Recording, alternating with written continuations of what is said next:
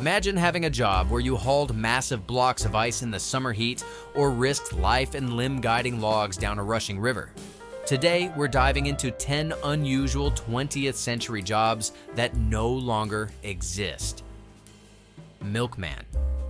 In the days before refrigerators were common in households, milk delivery was an essential service. Milkmen made daily rounds, dropping off fresh bottles of milk so families could enjoy it without the risk of spoilage. They used glass bottles, which were collected, cleaned, and reused, making the system both practical and eco-friendly. More than just delivery workers, milkmen were a trusted part of the community, often supplying other perishables like eggs and butter as well. But as supermarkets became widespread and refrigerators more affordable, the demand for daily milk delivery gradually disappeared. Interestingly, as late as the 1960s, around 30% of households still received milk at their doorstep, showing how important the service remained, even as lifestyles changed. Cigarette girls were women who sold cigarettes from trays hanging around their necks, a familiar sight in both Europe and the United States. They typically wore eye-catching outfits, often including a short skirt and a matching pillbox hat, and were sometimes called candy girls because they also offered gum and snacks. Their job wasn't just about sales. They were also expected to attract attention and charm customers, often flirting to earn extra tips. These roles became especially popular during the 1920s through the 1940s, particularly in nightclubs, theaters, and sporting venues. But by the mid-1950s, the spread of cigarette vending machines reduced the demand for cigarette girls, and they gradually disappeared from most public spaces. Even so, some upscale casinos and nightclubs, especially on the Las Vegas Strip, continue to feature them today as part of the entertainment atmosphere. Pinsetter. Before automatic machines came along, bowling alleys relied on people, called pinsetters, to manually reset the pins after every turn. These workers quickly removed the knockdown pins and neatly arranged a new set for the next player. The job was especially common among teenage boys and young men looking for part-time employment. But everything changed in 1936 when Gottfried Schmidt invented the first mechanical pin setter. As the years went by, these machines became the standard because they were quicker and more precise than humans. The rise of the mechanical pin setter didn't just improve efficiency in bowling alleys. It also helped popularize the sport on a global scale. Elevator operator. Elevator operators were employed to control elevators manually before automatic systems existed. Their job required precision and timing to align the elevator car exactly with each floor, making it a position that demanded real skill. In department stores, operators often served double duty, managing the controls while also greeting customers and announcing floors and special deals. The introduction of push-button technology made most of these roles unnecessary. Still, in some older buildings and luxury settings, elevator operators are occasionally still used. As recently as 2017, more than 50 buildings in New York City, especially upscale residences in Manhattan, continue to employ elevator operators. Have you ever encountered an elevator operator nowadays? Let us know in the comments. Linotype operator. Invented in 1884, the Linotype machine revolutionized the printing world. Unlike the painstaking process of placing letters one by one, this line casting machine allowed entire lines of text to be molded in metal in a single step.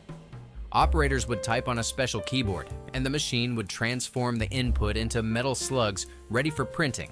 From the late 1800s up to the 1970s and 1980s, Linotype machines were essential in printing newspapers, books, and posters, until they were eventually replaced by photo and digital typesetting technologies. Thanks to their efficiency, just a few skilled operators could set type for an entire newspaper, drastically speeding up production. In the early days of telephones, switchboard operators played a vital role by manually connecting calls through plugging wires into the correct jacks on a switchboard. Before the invention of automatic dialing, these workers were essential for helping people reach one another. Most of these operators were women, as they were considered more courteous to callers, and they were also paid less than men. As technology progressed, the need for human operators declined, giving way to automated systems that allowed users to dial numbers directly. Emma Nutt, the world's first female telephone operator, began her job on September 1st, 1878. She became well known for her ability to memorize every phone number in the New England Telephone Company's directory.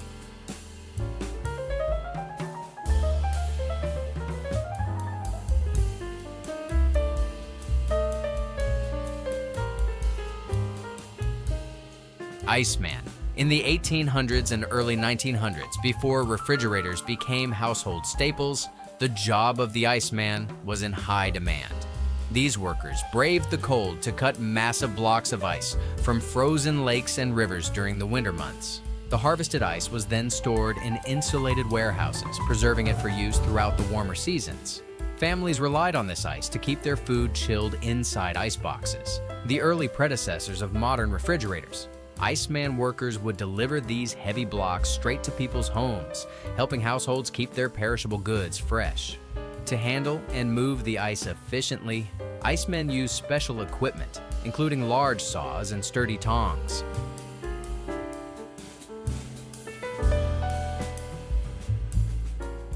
GENDY dancers were American railroad workers responsible for laying and maintaining tracks before machinery replaced manual labor. Many of these workers were immigrants or members of ethnic minority groups, enduring harsh working conditions and low wages, yet their role was essential to keeping the railroads running. GENDY dancer. They used a 5-foot lining bar, called a GENDY, to carefully align the tracks, a task demanding both teamwork and significant physical strength. The exact origin of the name GENDY dancer is unclear, but it may refer either to the tools they used or to the rhythmic, dance-like movements of their work. Even though the job was grueling and poorly paid, GENDY dancers earned respect within their communities. Blues songs of the time often praised marrying a railroad worker for the reliable income, showing just how deeply these laborers influenced American culture. Before the rise of electronic machines, the term computer referred to people, mainly women, who performed complex calculations by hand. These human computers were essential to many fields of scientific research, such as astronomy, engineering, and the early stages of the space program. Armed with pencils, paper, and mathematical tables, they painstakingly worked out the numbers that would eventually help launch astronauts into orbit.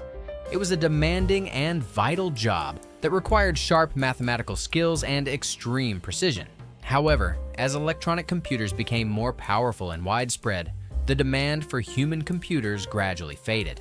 The film Hidden Figures shines a light on 3 African-American women who served as human computers at NASA and made significant contributions to America's efforts in the space race.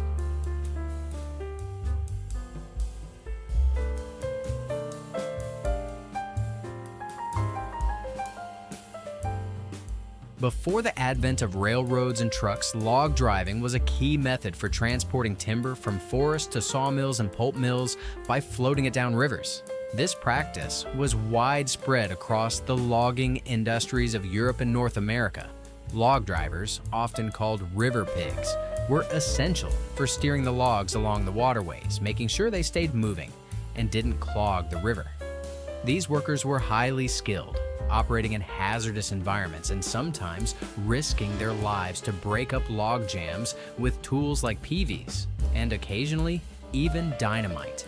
The job demanded not just physical strength, but also quick reflexes and a deep understanding of how the logs moved in water. By the 1970s, environmental regulations led to the decline of log driving in both the United States and Canada.